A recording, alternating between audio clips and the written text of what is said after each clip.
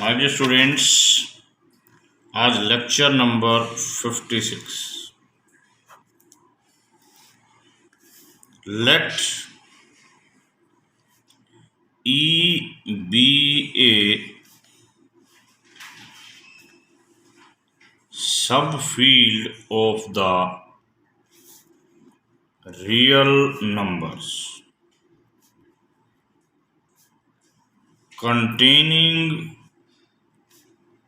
a field F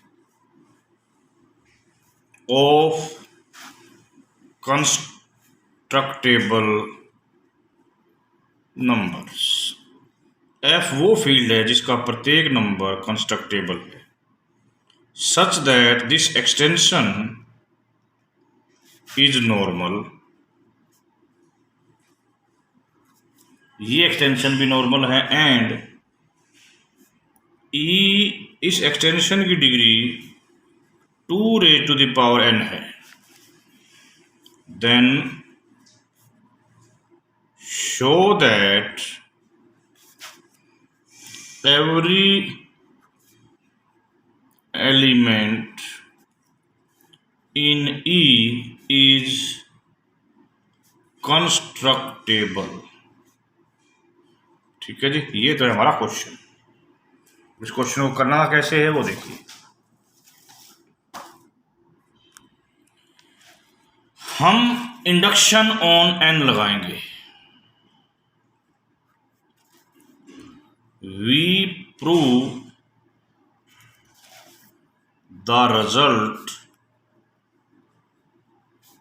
by induction on n. यदि n की value 1 होती तो इस एक्सटेंशन की डिग्री 2 होती,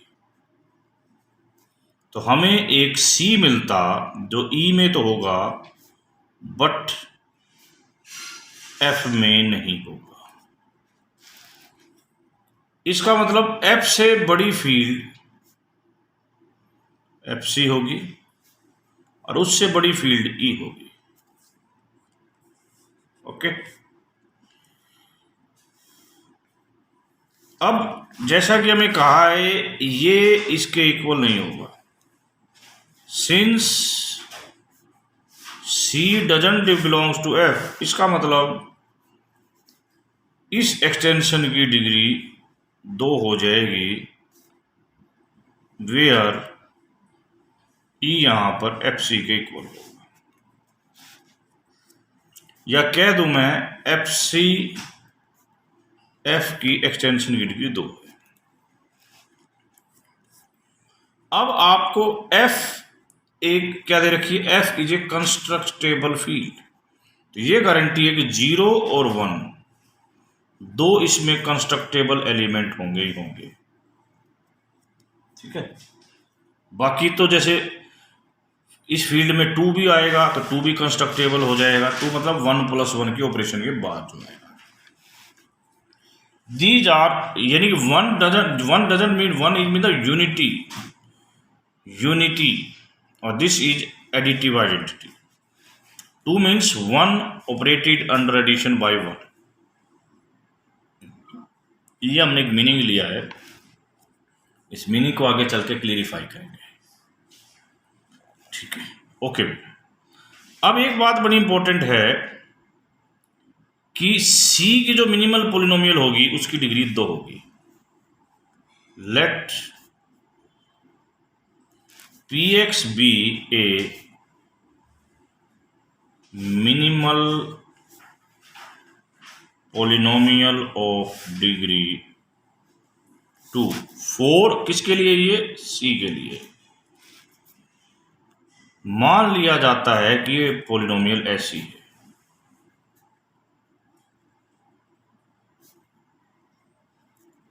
इसका एक रूट C होगा और एक रूट D होगा. यदि ऐसी पॉलिनोमियल तो C + D यहां पर F में होना चाहिए एंड CD भी F में होना चाहिए. यदि F में है तो ये गारंटी है 4CD भी F में होगा. इससे क्या फर्क पड़ेगा? C - D का स्क्वायर जो होता है C प्लस डी का स्क्वायर माइनस 4CD, ये भी F में होगा। तो C माइनस डी का स्क्वायर F में होगा। अब यहां पर दो पॉसिबिलिटी, आप C माइनस डी ले सकते हो और D माइनस C ले सकते हो। We take C minus D greater than 0। Ultimately निर्णय क्या हुआ, निर्णय की बात पर आता हूं। अल्टीमेटली निर्णय क्या हुआ, उस निर्णय पर आना बड़ा इंपॉर्टेंट है कि यदि ये F में है, यदि F में है, इट मीन्स दिस इज कंस्ट्रक्टेबल। और यदि ये कंस्ट्रक्टेबल है तो इट्स रूट्स इज कंस्ट्रक्टेबल। ये नहीं कहना कि वो F में है, यानी C minus D is constructible. C plus D F में था, इसका मतलब पहले से कंस्ट्रक्टेबल है। हमने आपको बताया था यदि अल्फा और बीटा कंस्ट्रक्टेबल हैं तो उनका सम भी कंस्ट्रक्टेबल होगा, यानी कि 2C इज कंस्ट्रक्टेबल। थोड़ी देर पहले कहा था 2 जो कि नॉट इक्वल टू 0 होगा, आइडेंटिटी नहीं है यहाँ, इज कंस्ट्रक्टेबल। तो C इज कंस्ट्रक्टेबल। अल्टीमेटली हमारा C, यानी इसके डिवाइड करने से C यहां पर आ गया कंस्ट्रक्टेबल। C हमारा कंस्ट्रक्टेबल आ गया है। अब हमें कुछ बातें चलनी, उस बातों का मैं जिक्र करते हुए चलूंगा। C भी कंस्ट्रक्टेबल है, C इज कंस्ट्रक्टेबल। E जो कि FC होगा, F पहले से कंस्ट्रक्टेबल है, C भी कंस्ट्रक्टेबल। इसका मतलब ये जो एक्सटेंशन E बन रही है ये भी आपकी क्या हो जाएगी, कंस्ट्रक्टेबल।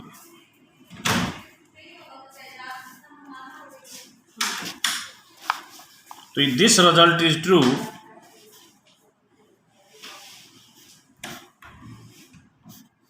for n equal to 1. Let us assume that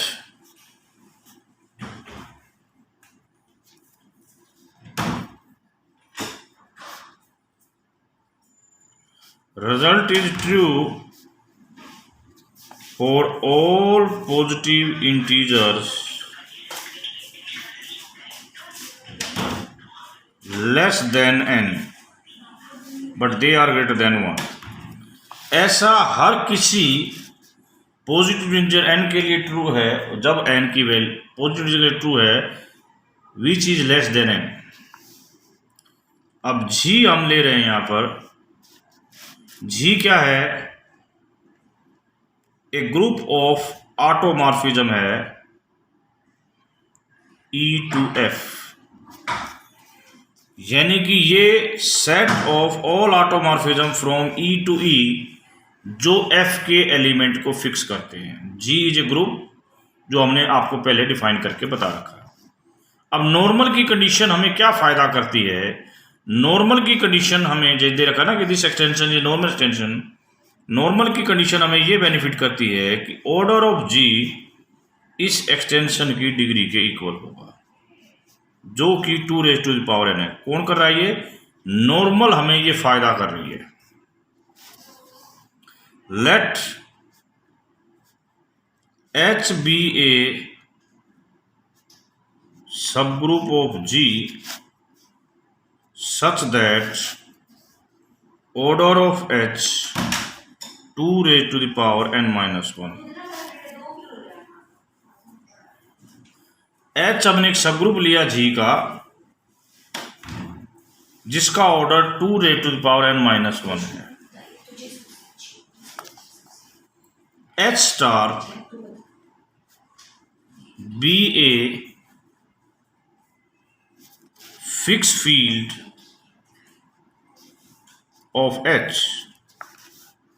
इस प्रकार H star क्या बन जाएगा, X belongs to E such that this is fixed by each element of H. This is fixed by each element of H.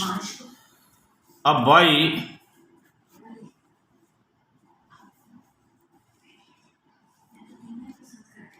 Fundamental theorem of Galois theory, इसी question के लिए theorem कराई गई थी. G/H की एक्सटेंशन H*/F की extension के equal होगी, और जबकि इसकी एक्सटेंशन होगी 2. कैसे होगी 2? इसका ऑर्डर G का ऑर्डर है जी 2 की पावर n, H का ऑर्डर है 2 की पावर n माइनस, इस एक्सटेंशन का ऑर्डर होगा 2. ये है इंडेक्स. इंडेक्स होता है order of G by order of H, तो इसका इंडेक्स भी 2 होगा. ये इसका इंडेक्स 2 है. So this is a normal extension of F. क्यों? हर एक्सटेंशन जिसकी डिग्री 2 होती है वो नॉर्मल होती है. ठीक है, उसकी डिग्री कितनी होती है? 2 होती है, वो नॉर्मल होती है. आपने थोड़ी देर पहले प्रूव किया था जिसकी डिग्री आप 2 लेके चलते हो n = 1 के केस में, वो कंस्ट्रक्टेबल होती हैं. सो एवरी एलिमेंट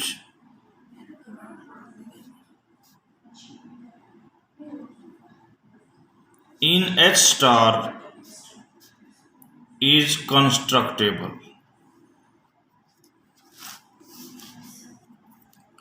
अब हमें दे रखा है सिंस ये एक्सटेंशन एक नॉर्मल एक्सटेंशन है, तो F से बड़ा H* आएगा जी, H* से बड़ी E आएगी. ये एक्सटेंशन नॉर्मल एक्सटेंशन है, तो इसका मतलब ये एक्सटेंशन भी नॉर्मल एक्सटेंशन होगी. ये हमने प्रूव कराया था कि E और H* इज नॉर्मल एक्सटेंशन. इस एक्सटेंशन की डिग्री भी प्रूव की थी फंडामेंटल थ्योरम के लिए. थ्योरम ऑर्डर ऑफ H के इक्वल होगी. ऑर्डर H 2⁻n-1 है. तो हमारी इंडक्शन हाइपोथेसिस क्या कहती थी कि कोई भी फील्ड एक्सटेंशन जिसकी डिग्री 2⁻n से कम है, यानी कि हम 2 की पावर में ले रहे ना, तो वो कंस्ट्रक्टेबल होगी. So by induction hypothesis every element in E is constructible. तो ये हमारे रिजल्ट को फॉलो कर देगा. Okay, next example. Show that an angle theta is constructible if and only if sin theta is constructible. यदि theta constructible है तो sine theta भी कंस्ट्रक्टेबल होगा, और साइन थीटा यदि कंस्ट्रक्टेबल है तो थीटा भी कंस्ट्रक्टेबल होगा. Solution. Let angle theta is constructible. Angle theta constructible है, इसका मतलब क्या है? Then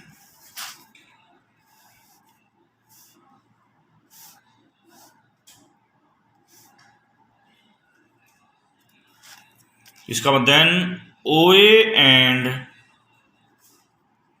OB are constructible. ये एक पॉइंट ले लो और ये एक लाइन ले लो. हमने आपको बताया था कि एक पॉइंट है, एक लाइन है, तो we will always able to draw a perpendicular. जो मैंने ऑलरेडी करा दी है, हम बी से ऑलवेज एक परपेंडिकुलर ड्रा कर सकते हैं इस लाइन पे। तो draw perpendicular from B on O A which meets in C. तो इसका मतलब क्या हो गया कि देन ओ सी भी कंस्ट्रक्टेबल हो गया। तो इस प्रकार कौन कौन कंस्ट्रक्टेबल है? ओ बी कंस्ट्रक्टेबल है, ओ ए कंस्ट्रक्टेबल है, ओ सी भी कंस्ट्रक्टेबल है, और चेक करें तो बी सी भी कंस्ट्रक्टेबल है। तो जो साइन थीटा होता है वो क्या होता है जी? बी सी बटा ओ बी होता है। इस प्रकार ये भी क्या हो गया? कंस्ट्रक्टेबल। बट यदि पेपर में बच्चे क्वेश्चन आ जाता है तो आपने ये प्रूव करना है, जो मैंने कुछ कराया था, एक पॉइंट है और एक लाइन है, इससे इसके ऊपर एक परपेंडिकुलर कंस्ट्रक्ट किया जाता है। ये आपने लेमा के तौर पे पहले लिखना है। अब converse, let sine theta is equal to B C by O B, be कंस्ट्रक्टेबल।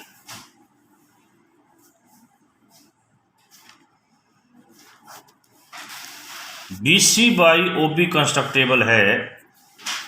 हमें प्रूव करना है कि O C and B C is constructible. कैसे प्रूव करेंगे भाई?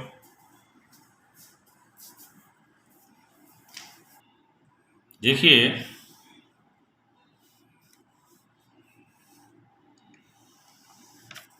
ये ओ ए, ये पॉइंट हम सी लेते हैं, ये चीज है कंस्ट्रक्टेबल, इसको हमने कंस्ट्रक्टेबल बोला है। B C by O A O B नाम दे रहे हैं, जितना इसका रेशो है इस रेशो को यहां लिख दिया। दिस रेशो का नाम ने, ये लाइन वैसे बी सी है, ये रेशो, इतना ratio, this is name as B C by O B. इस रेशो को आपने कंस्ट्रक्टेबल कर दिया। हम एंगल ढूंढना चाहते हैं थीटा। देखिए बेटा, दूसरे शब्दों में आपको ये पता है कि sine theta is equal to B C by O B है। तो हम ये मान लेते हैं कि ये ओ सी और ये बी, यानी कि ये B C by O B का आपको पता है, this B C by O B पता है, this B C by O B का रेशो आपको पता है। तो दिस रेशो से आप कैसे ओ सी निकाल सकते हैं या नहीं निकाल सकते? ये लाइन परपेंडिकुलर है, हमें इनका रेशो पता है, तो one can construct O C and O B. इसको कंस्ट्रक्ट करने का मतलब है थीटा इज कंस्ट्रक्टेबल। बहुत ही सिंपल क्वेश्चन है ये। जैसे आपने साइन थीटा कंस्ट्रक्टेबल किया है, similarly you can say that cos theta is constructible. Similarly हम कह सकते हैं साइन थीटा कंस्ट्रक्टेबल है तो कोस थीटा भी कंस्ट्रक्टेबल होगा। सबसे important question, determine an angle 10 degree can be constructed by a ruler and compass। Alpha आपने 10 डिग्री ले लिया।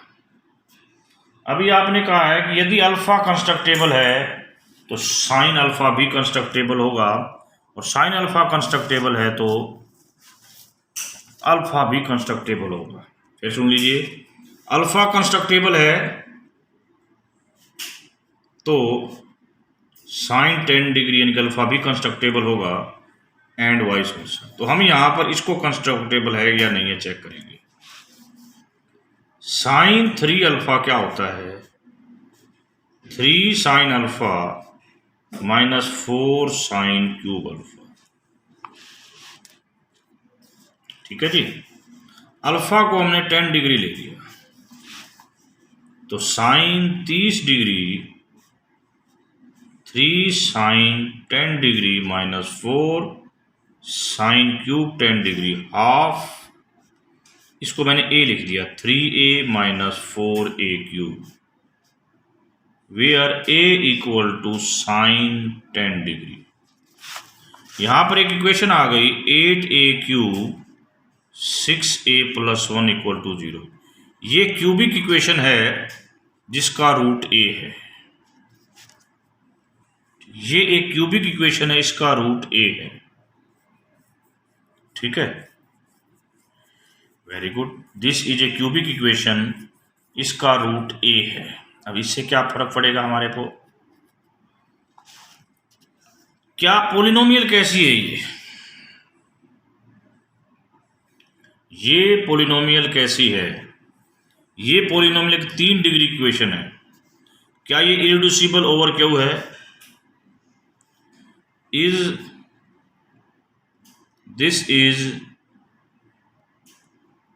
Irreducible over Q. कैसे चेक करते हो इररिड्यूसिबिलिटी ओवर क्यू? आपको मेथड बता रखे हैं। ये पोलिनोमियल इररिड्यूसिबल ओवर क्यू आ जाएगी, यस। तो ये ए की मिनिमल पोलिनोमियल बन जाएगी। This becomes the minimal polynomial of A. This becomes the minimal polynomial of A. इसका मतलब ये इसकी एक एक्सटेंशन हो जाएगी। ये ए इसका रूट है जिसकी डिग्री होगी 3, और हमने बताया था कंस्ट्रक्टेबल होने के लिए ये 2 की पावर m होनी चाहिए for any non negative m। ये इसके इक्वल नहीं है। इसका मतलब a जो कि आपने साइन 10 डिग्री लिया है इज नॉट कंस्ट्रक्टेबल, वो कंस्ट्रक्टेबल नहीं है। ठीक है जी। ऐसा ही आप क्वेश्चन प्रूव कर सकते हो कि 40 डिग्री का एंगल भी कंस्ट्रक्टेबल नहीं है। अब आपका सवाल होगा कि सर हमने ये क्वेश्चन क्यों किया है, ये सुन लो। एक मैंने 3 प्रॉब्लम से स्टार्ट किया था। ट्राइसेक्टिंग एन एंगल एक क्वेश्चन था, कंस्ट्रक्ट हो सकता है कि नहीं। हम कह सकते हैं कि ट्राइसेक्टिंग ऑफ एंगल कंस्ट्रक्ट नहीं हो सकता। आप जब छोटे थे तो आपको बताया गया था कि 30 डिग्री का एंगल क्या हो सकता है, कंस्ट्रक्ट हो सकता है। आप लोगों ने पढ़ाया भी होगा। 30 डिग्री का कंस्ट्रक्ट हो सकता है, बिल्कुल करेक्ट। इसका ट्राइसेक्ट कितना होगा जी? 10 डिग्री। क्या 10 डिग्री कंस्ट्रक्ट हो सकता है? अभी आपने बताया कि 10 डिग्री कंस्ट्रक्ट जब होता जब साइन 10 डिग्री कंस्ट्रक्ट होता, और आपने भी प्रूव कर दिया था कि साइन 10 डिग्री तो कंस्ट्रक्ट नहीं हो सकता। साइन 10 डिग्री कंस्ट्रक्ट नहीं हो सकता, तो इस 30 डिग्री का ट्राइसेक्ट भी कंस्ट्रक्ट नहीं हो सकता। तो इसका मतलब trisect of an angle construct नहीं हो सकता।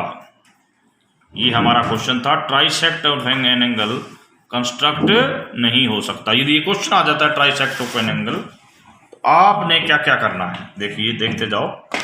आपने सबसे पहले तो ये वाली थ्योरम प्रूव करनी है लेमा के तौर पे कि वो 2 डिग्री वाली, फिर ये प्रूव करना है। और इसमें आप ये छोटी सी कोरोलरी यूज कर सकते हो कि थीटा कंस्ट्रक्टेबल है तो साइन थीटा भी कंस्ट्रक्टेबल, और थीटा कंस्ट्रक्टेबल है तो साइन थीटा भी कंस्ट्रक्टेबल होगा। ओके, यदि 10 डिग्री कंस्ट्रक्टेबल होगा तो ये कंस्ट्रक्टेबल होगा, तो ये हमने प्रूव कर दिया कंस्ट्रक्टेबल नहीं है। इसके कन्वर्स की जरूरत नहीं पड़ेगी यहाँ पे। ठीक है बेटा, थैंक यू वेरी मच।